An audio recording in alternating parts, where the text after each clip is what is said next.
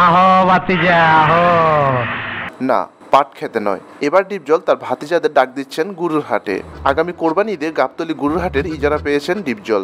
বিষয়টি জানিয়ে মিশা সওদাগর বলেন, আপনারা শুনে খুশি হবেন যে আমাদের ডিপজল সাহেব এবার একা নিয়েছেন গাবতলী গুরুর হাট। আমি তাকে বলে রেখেছি, ভাই আমার অনেক ছেলে মেয়ে কাজ করবে, আপনারা যারা যারা কাজ করতে চান, এই যেমন চুন্নু মামাকে বলবো বা নাচের ডিরেক্টরদের বলবো, তোমাদের কজন লাগবে দাও, এত বড় হাট গাবতলীর। ভাই বলেছেন, তুই আমার একটা তালিকা দে যারা যারা কাজ করতে আগ্রহী।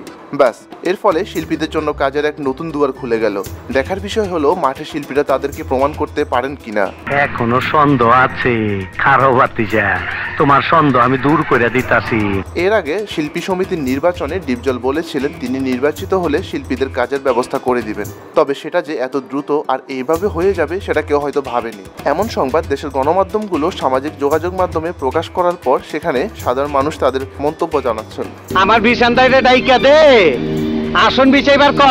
কেউ লিখছেন শিল্পীরা তাদের যোগ্যতা অনুযায়ী কাজ পেল, আবার কেউ লিখছেন সেখানে শিল্পীদের পাশাপাশি ক্রিকেটারদের কাজের ব্যবস্থা করা হোক।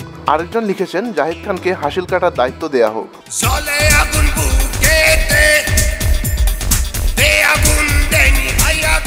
দর্শক, এই উদ্যোগে আপনার মতামত কি সেটাও জানাতে পারেন আমাদের কমেন্ট বক্সে।